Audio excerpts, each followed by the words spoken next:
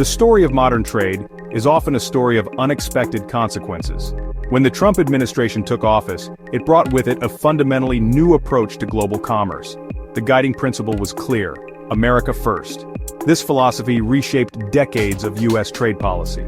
To correct perceived imbalances, the White House turned to a powerful tool: tariffs.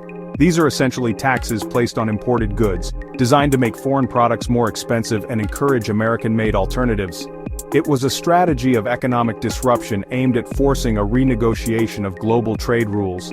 India, a rising democratic power, was not exempt from this new policy. In fact, it became a key target.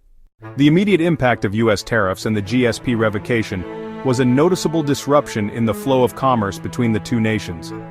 While overall trade did not collapse, specific Indian industries felt the pressure almost instantly. For example, Indian exporters of steel were hit with tariffs of 25%. Aluminum exporters faced 10% tariffs. Their costs surged overnight. That made their products significantly more expensive for American buyers. American buyers then began looking for alternative suppliers. The removal of GSP benefits hit a wide array of smaller, labor-intensive industries in India. These businesses had built models around duty-free access. They now faced thinner profit margins or the risk of losing American customers. Faced with economic pressure from the West, India began to look for alternatives. When one major trade door becomes harder to open, you search for other doors. In Asia, the largest and most proximate door is China. China is, after all, a manufacturing superpower and a massive consumer market right on India's doorstep. India imports far more from China, mainly electronics and industrial goods, resulting in a large trade deficit. The challenge for New Delhi was to make the relationship more reciprocal. India saw a chance to push China to buy more Indian goods: agricultural products, pharmaceuticals, and IT services. Following U.S. tariff hikes, there was an increase in high-level meetings between Indian and Chinese leaders where trade was central. Informal summits, like Wuhan in 2018 and Mamallapuram in 2019, aimed to stabilize the relationship. One major development was India's role in RCEP negotiations, a massive Asia-Pacific trade agreement with China as the largest member.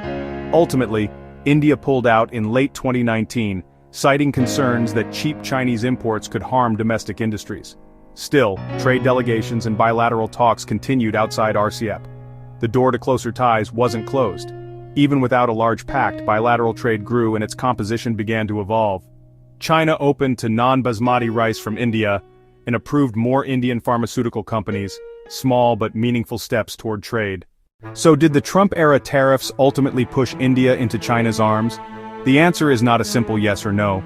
The tariffs did not create a new strategic alliance.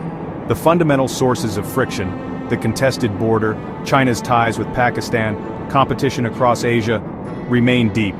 Violent border clashes in 2020 are a stark reminder that strategic rivalry remains dominant. On national security, India still views China as its long-term challenge. But on the economic front, U.S. policy incentivized India to seek a more functional, balanced trade relationship with China. India pursued multi-alignment, cooperating with the U.S., Japan, Australia, and others, even as it managed economic ties with China. This is multi-alignment. Nations can't choose one camp for all issues. India is learning to walk a tightrope, balancing security ties with the West against economic imperatives in the East. In the final analysis, tariffs didn't push India into China's orbit, but they altered its trajectory.